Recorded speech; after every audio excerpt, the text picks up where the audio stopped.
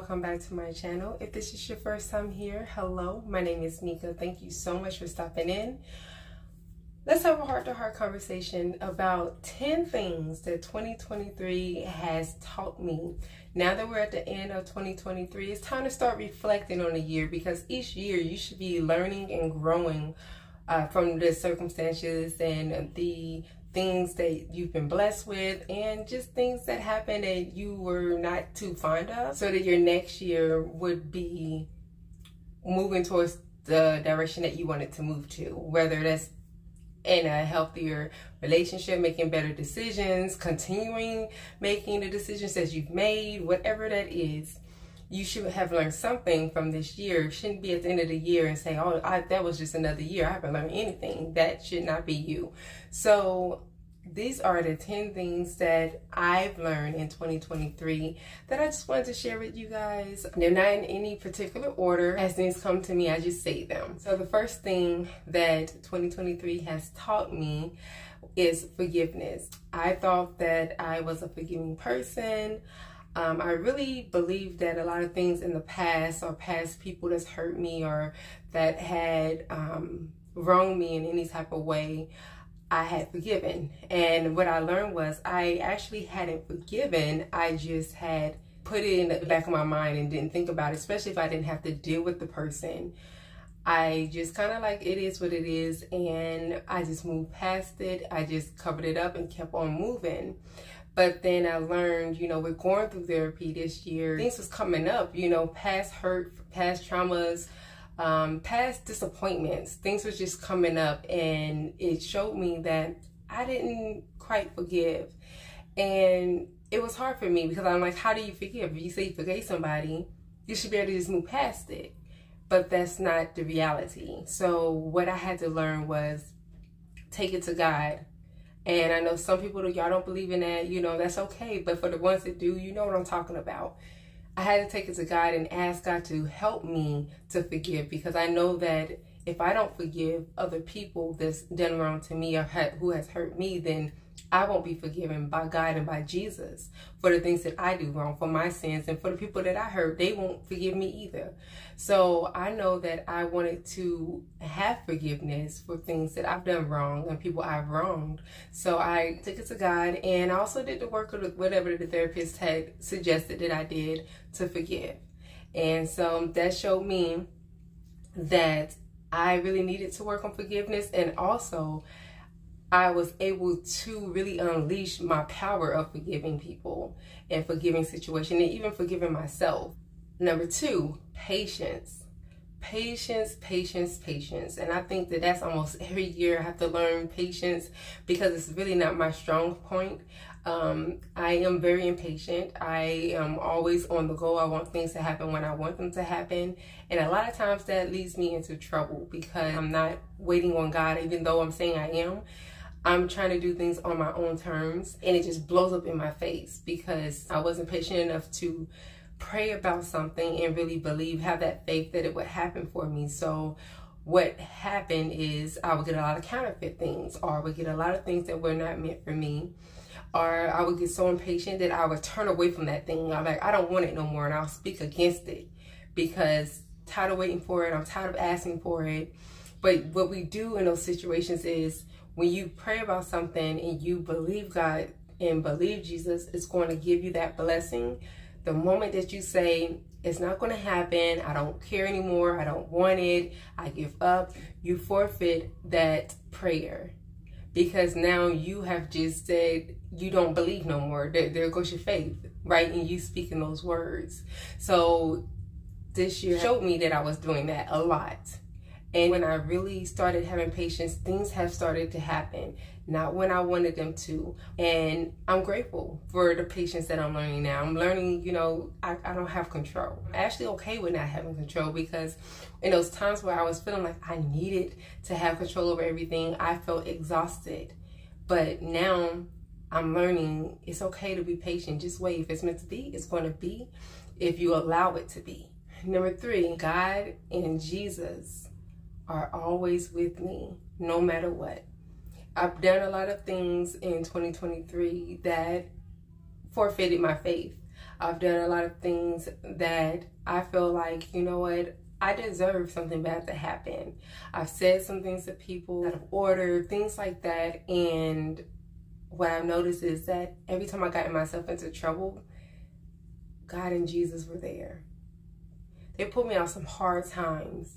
They pulled me out of some times where anybody else probably would have broken underneath the pain or underneath the frustration of life just lifing.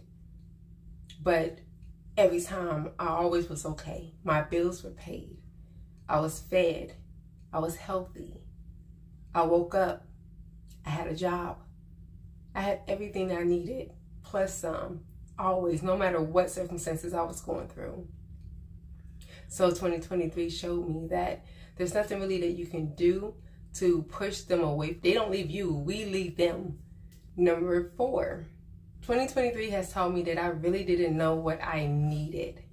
I knew the things that I wanted, and it caused a lot of confusion because I would want so much. I think that's human nature. We always just want so much. But to really think about what I needed, I was getting too confused. And, you know, now that things are starting to happen for me, my spirit knows the things that I need versus the things that I've been wanting. Number 5, 2023 has taught me to be myself unapologetically.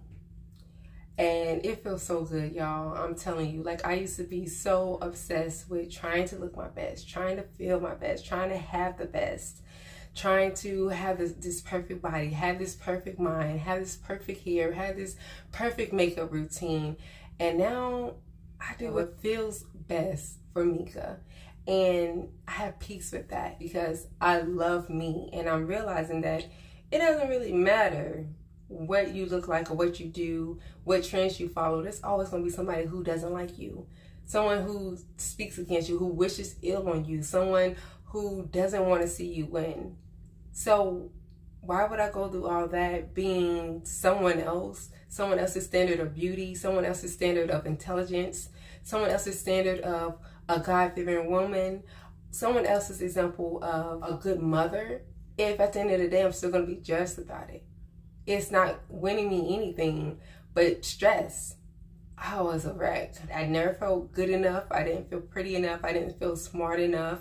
I didn't feel like a good mom. I didn't feel like a good friend. I didn't feel like I was worthy of a relationship. I didn't feel like I was worthy to call myself a child of God. Like, it was just so many things because I was looking at things that didn't matter. I didn't love myself on a level that I started loving myself this year. And that was me just accepting that I am who I am. Oh, well, somebody's going to love it, someone's going to hate it. But most of all, I love it. I love it because I'm comfortable with it. I'm comfortable with being who I am. I'm comfortable behaving the way that I am, dressing and talking the way that I do. I'm comfortable and I'm happy with that. I don't have to be anybody else. Number 6, 2023 has taught me that life is short. We lost a lot of people this year, famous people. I've watched so many traumatizing stories about people getting their life taken.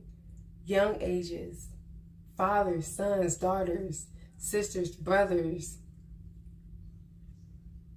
gone. And these people look just like you and me. There was nothing on them that you can say, oh, they look like they probably wouldn't live a long life. So I'm sure just as shocked as I was to see the stories, they were just as shocked to know they have transitioned in life. And so that it started to show me the things that I cared about, money, superficial things, none of that really matters because you can't take it with you. As I'm getting older, I'm more in tune with reality that every day that we're living, we're dying. I can't go back and say, okay, let me go back a year and give myself some extra time. I can't do that. And then on top of that, I don't know when my time is up. And it just gives you something to think about. And it helped me to start realizing, like, what is your purpose? What do you want? What are you willing to do? What is your faith like? Just everything. And every day like it's your last. That's all you really truly can do. This year went so fast. I'm like, I just turned 34. I'm about to be 35 years old. And I feel like I literally just turned 30, to be honest with you. but time just flies. We think, oh, I've got time to come this age, but no, you don't know that. And with all the things on the news and all the different social media platforms that you can see reality, you'll realize that no one knows and no time is promised to anybody. Number 7, that peace and joy comes from within. It's not external. I used to think, oh, I go on this trip, and when I get a boyfriend, when I get more friends, when this happens and that happens, I'm going to be so happy. I'm going to be at peace. I'm going to have so much joy in my heart. Nobody's going to be able to take that from me. But they could. If it's external from you, it can be taken from you at any second, any moment. And so I'm learning that peace and joy is in here, and it's in here.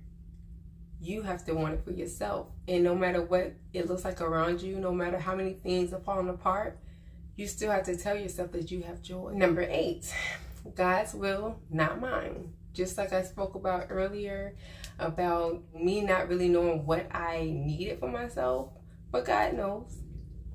And if we surrender to God and surrender to Jesus and surrender to their will for our lives, I promise you, things will work out so much better than you trying to figure it out for yourself, because you don't know. You'll never know.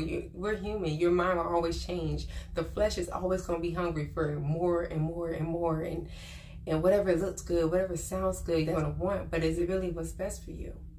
2023 has shown me the importance of me accepting God's will over mine. His timing, the things he wants from me, the things that he's called for me to do, the friends he wants from me, the relationships, the jobs, whatever it is. His will, not mine. Number 9, acceptance. Again, just accepting the things that I cannot control. I used to get so angry. I wanted to control everything. And if things didn't go my way, I was upset, I was stressing out, but it didn't change anything. The situation was still the situation. Nothing changed. So I had to learn to accept. And accept me. That's another thing. Like, accept you for who you are. Accept whatever you look like. Whatever you like. You may not look like everybody else, but that's okay. If you're happy with it and you accept yourself and you feel comfortable in your skin, accept it and be happy. And number 10, I would say, love has many faces. I used to think that love had to look one way in order for it to make sense for my life. Again, trying to control things, trying to be the God over myself. This is what it's supposed to look like. This is what it's supposed to feel like. But out of all the people that God has sent my way, especially in 2023, to show me love in different ways, because not everybody is able to give the level of love that you are expecting. But that's why God blesses you with people, different things, and also with the ability to love yourself. Because with everyone giving you a little piece of what they're able to give you, you'll feel full. Especially when you already filled yourself up with self-love. That's my experience with 2023. I do apologize. I am not at home, so I'm not trying to talk too loud. So if I sound a little sad, I'm not sad, y'all. It's just that I'm trying to be respectful of the space that I'm in right now. I'm on vacation. So I just wanted to drop that nugget for y'all, let y'all know my 10 things that I reflected on and that I have learned from 2023. So moving into 2024, look at that same list and just think about how I can improve those areas and how I can continue to build on those areas. But y'all let me know what you think. Let me know what your top 10 or top 5 or top 3 things you learned from 2023. Whatever you wish to improve on or to continue to grow in, share it, because someone like myself is reading your messages and we're all here to help each other grow and to look at things differently. I read your messages and I apply it to my life. I am very grateful for all the messages, especially when they're polite and courteous. Y'all let me know what you think. Drop your comments in the comments box below. Or you can send me an email and we can talk further there, just between you and I. Or if you want me to share a testimony for you or even some more examples, I would do that. I will not share any of your personal information, or you can give me a new topic to talk about.